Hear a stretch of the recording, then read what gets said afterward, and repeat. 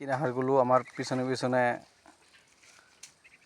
ঘুরে খাবারের জন্য।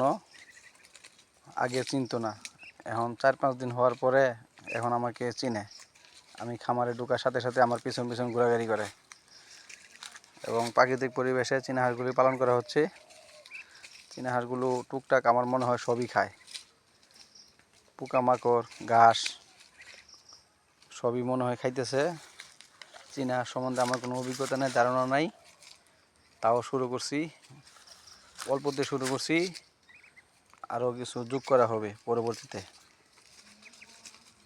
এবং আপনারা যারা চীনা হাঁস পালন করেন বা আমার ফেসবুক ফলোয়ার যারা চীনা হাঁস পালন করেন, তারা আমাকে নানান ধরনের সহযোগিতা করতে পারেন। সবাইকে সহযোগিতা করার জন্য অনুরোধ করা হলো। ওষুধ, ভ্যাকসিন, কি কি খাবার খায়, কিভাবে পালন করে, কোথায় রাখতে হয়, এইগুলো সম্বন্ধে আপনারা আমাকে জানাবেন। চীনা হাঁসের খাবার দিয়েছিলাম, এদের যন্ত্রণায় আর চীনা হাঁসে সঠিকভাবে খাবার খেতে পারে না।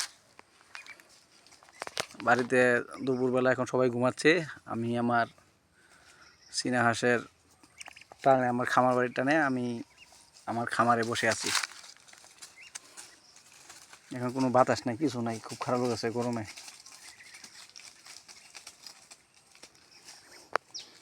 চীনা হাঁসগুলোর খাবার দেশি ব্ল্যাক বেঙ্গল ছাগল খেয়ে ফেলছে, কিছুই বলি নাই, খাইয়ে থাক। এখানে আমাদের একটা দেশি গরু আছে, গাভিন, গর্ভবতী, মনে হয় 6 মাসের গর্ভবতী।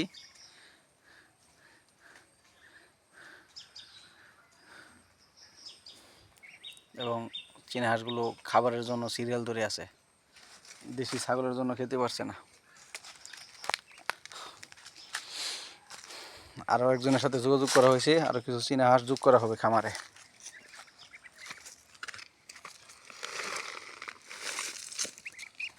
খা, চীনা হাঁসগুলো অনেক ঠান্ডা, অনেক ভদ্র।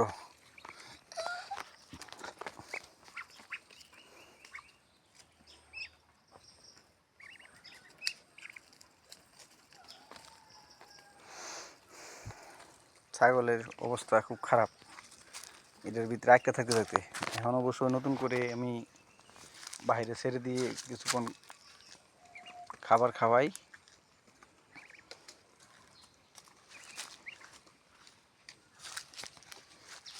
এখন আমার খামার বাড়িতেও বেশি একটা বাতাস নাই, খুব গরম। দেখেন দক্ষিণে একদম খোলামেলা জায়গা, সামনে বিশাল বড় বিল আমাদের নিজস্ব। এখানে খাকি ক্যাম্বেল, ডিমের হাঁস পালন করার খুব ইচ্ছা আছে, কিছুদিন পরেই শুরু করব। আপাতত বাড়িতে কৃষিকাজের জন্য ব্যস্ত আছি, বিভিন্ন লাউ, সিম, কুমড়া, বরবটি এইগুলো চাষ করা হচ্ছে, এই জন্য বাড়িতে অনেক ব্যস্ত আছি। দেখেন কত সুন্দর জায়গা। সব খামার বাড়ির নিয়মিত ভিডিও করতে আমার ফেসবুক পেজটি ফলো দিয়ে পাশে থাকবেন এবং ইউটিউব চ্যানেলটি সাবস্ক্রাইব করে পাশে থাকবেন।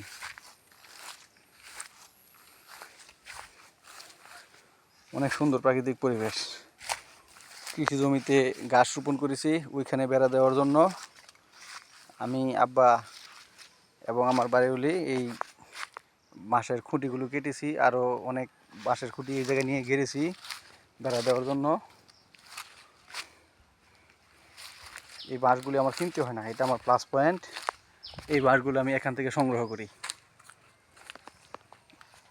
এই যে আমাদের একটা বরাক বাঁশের জার আছে, আর ওই যে আরেকটা আছে, এই দুইটা থেকেই আমার যাবতীয় বাঁশের চাহিদা পূরণ করা হবে। এবং আমার আব্বাই মাঝে মাঝে বিক্রি করে, 5টা-7টা করে বিক্রি করে তার হাত খরচের জন্য।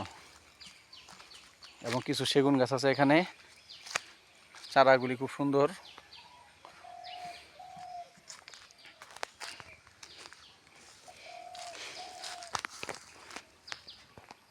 ধন্যবাদ সবাইকে, সবাই পাশে থাকবেন।